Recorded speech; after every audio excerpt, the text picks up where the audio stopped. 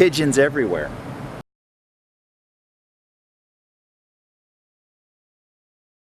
Welcome back to my channel, and more specifically, welcome to the next episode of my series called A New Beginning, in which I explain to you everything that I can about how to make the transition from the United States to Europe if you're looking to make a new life for yourself. The last time I spoke, I talked about background checks at work and how criminal background checks work here in Europe, and I hope that was useful information to you. I certainly got a lot of feedback about it, and I appreciate it. Thank you. You know I always like to hear the comments. Now, to bring this video to you, I'm actually standing on the rooftop of the place where I work. Little coincidence. And as it so happens, if you can see the mausoleum that's up on the hill behind me, that's a little tiny town where I am going to be moving soon to my own apartment. So that's where I'm going to be living. Very close to work, but as you can see, it's actually outside the city. Where I'm standing, where this building is at, is actually the very edge of the city. Beyond this is, forest and small towns. So there are several aspects to gaining employment here in Europe and what that employment means, and each of those aspects I think is going to require a video by itself to get into more detail. So right now I'm going to give you a solid overview of what it means to work here in Germany. Every job that you get is going to come with a contract. When you go to get a job at a trucking company, if you want to work for a fast food restaurant, if you want to sell fish by the side of the road for a private company, you're going to get a contract. It's German law. It's how it works. And that contract very clearly lists the responsibilities that your employer has to you, and conversely, the responsibilities you have toward your employer. You need to know that in Germany, we don't measure somebody's work productivity by hours per week. We measure it by hours per month. Generally, you're going to get paid one time a month, and your contract is going to list how many hours your contract is good for. For instance, let's say you contract, as most students do here in Germany, for 80 hours a month. Now, 80 hours is considered a part-time job, and again, that's mostly for working mothers or for kids going to school, what have you. It's very part-time. And now what the company is guaranteeing you is that you will get a minimum of 80 hours a month offered to you on the contract, or on the work schedule. Now, let me point out that in Germany it's a special case where if you have 80-hour contract, you're only going to get paid 450 euro a month, which is good for a student, and it's good for a mother who's trying to raise kids and try to get some extra money on the side. But the benefit to that is that that money is tax-free. You get that 450 and the government doesn't touch it. If you go over those 80 hours, now you have to start paying taxes. So if you get an 80-hour contract that is only for this, what we call GV, if you get it for that contract, you don't have to pay taxes. But if you get a standard 80-hour contract, then I, as an employer, can give you more than those 80 hours. I can give you up to 200 hours if that's what we both agree on. But I'm guaranteeing that you're going to get minimum 80. Now, it's very common for part-time contracts to be in the 140, 150, 160 hour a month range. That's common. To get 169 hours and more is considered full-time work here. Now, regardless of whether you are full-time or part-time, there are certain things that you are guaranteed by your company. Now, I'm going to speak directly to my company, but this pertains to virtually everywhere you're going to work in Germany. In order to get a contract with a company, you must have a bank account here in Germany. That's because Germans do not pay in checks and they do not pay in cash. Your money's going to be direct deposited. Period. That's how it's going to work. Another important thing that I think you ought to know about, and I love this, is the vacation time. Let's talk about that. I effectively worked for the same company in the United States that I work for here, but the benefits are night and day. When I was working in Florida, after I was with my company for 1 year, I was entitled to 1 week paid vacation. Now, 1 week paid vacation meant 5 days paid at whatever my normal rate was. That's it. Here in Germany, when I was hired on, I was immediately entitled to 24 days paid vacation.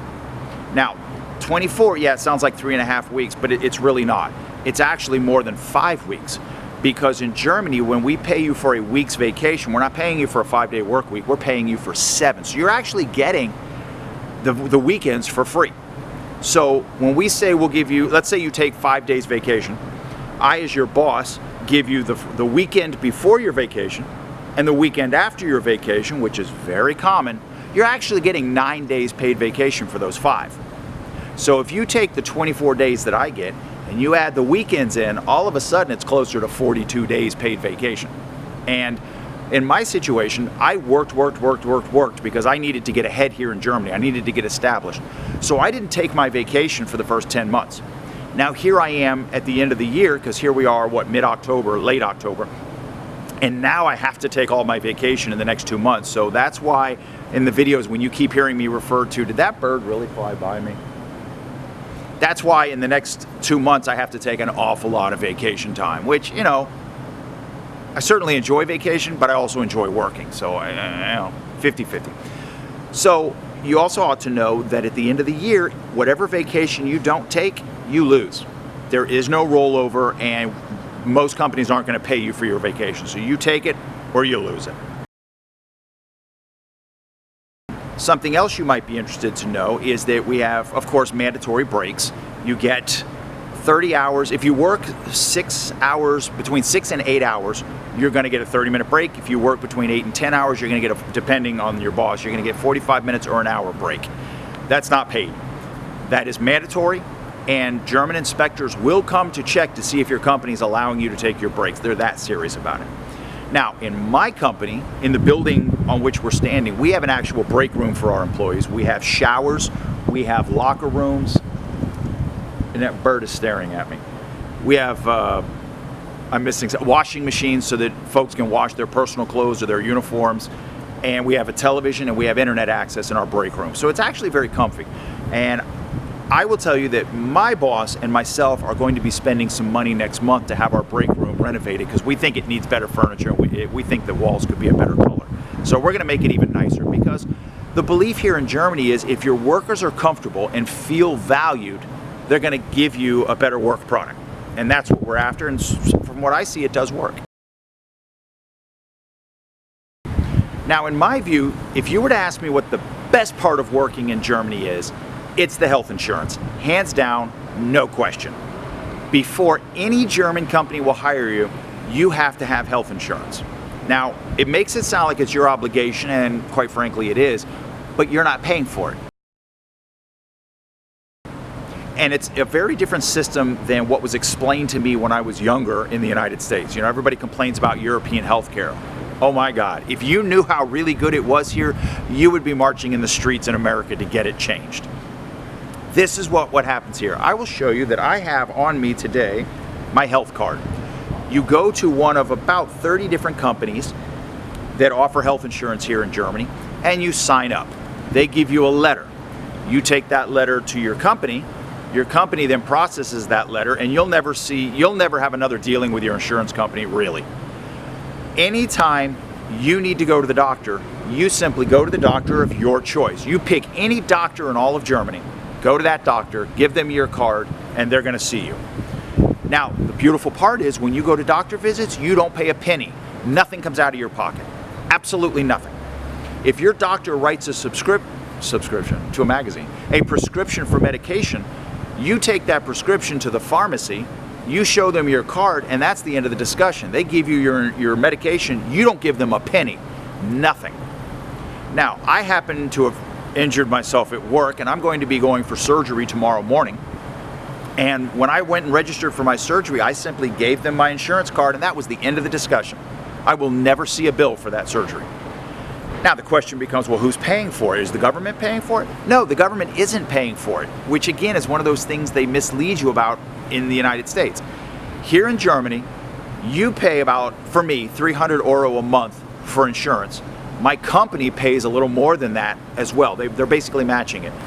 And so at the end of the day, I'm getting absolute first-rate health care, absolute complete coverage, and at the end of the day, it's costing me about 300 euro out of my paycheck. My company's covering the rest of it. It's fantastic. And when I say no money, please, no deductible either. There's nothing that comes out of my pocket. I go to the doctor when I want to, take care of my business, and go about my day. While we're on the issue of insurance, let's talk about sick leave for a moment. If you get sick, whether it's on the job or not, if you get injured, whether it's on the job or you're not, your insurance is going to pay your salary while you're out sick. I'll give you an example. I have a 21-year-old young Croatian man who works for me who decided it was a great idea, as 21-year-olds will do, to get drunk, climb up on a table, and start dancing. He fell, broke his arm, and now he's out of work for at least the next 8 weeks. And now he's sitting at home miserable because he's a young man who actually likes to work, and I give him full credit for that. But we're paying his salary while he's out sick. He did not injure himself on the job. I promise you he was not dancing drunk on tables at my job, I promise that. Did that on his own time, but we are paying for his sick leave. And he will not lose anything other than his dignity. Now, when that's up, of course, when that time's up, he's got to come back to work. And in order for you to get that sick leave, you must have a doctor's note. And in his case, we have a doctor's note and a surgeon's note because he had to have surgery on his arm. So that's another great benefit, because if I was injured at my job, same job, in the United States, I would have sat home and had to beg, plead, I don't know. I would have had to get some kind of social assistance from the government. And in Florida, not easy to do. So I would have been in trouble. Here in Germany, it's not a concern of mine at all. I'll even go this far. I said that I'm having surgery tomorrow. My company actually offered to let me have some time off, sick leave, so that I could recuperate. But from what I'm told, it's kind of an in and out surgery, and I'll be back to work. I'm on vacation anyway, so this is like really, really suck-ass time to take vacation. As always, I hope this video was helpful to you. I hope it gave you information that you can use, or maybe piqued your curiosity to do some further research on the internet. If it was helpful to you, please let me know. I always read the comments, even the ugly ones, and I get a lot of those.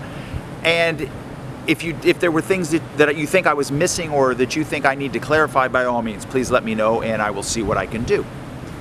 So until the next time, when we meet for the next video, I'm going to wish you peace, love, and freedom. I'm going to say it because you know I'm going to say it. If you're not happy with your situation, do something about it. Nobody's going to do it for you. It's going to be on you to change your life. And so, as I close out this video, normally I show you a piece of artwork or I show you, some kind of architecture. But what I'm going to do today is I'm going to show you the view outside my window here at work so that you can see exactly what I see most days when I'm at work and it's not raining or snowing. So until next time, tschüss.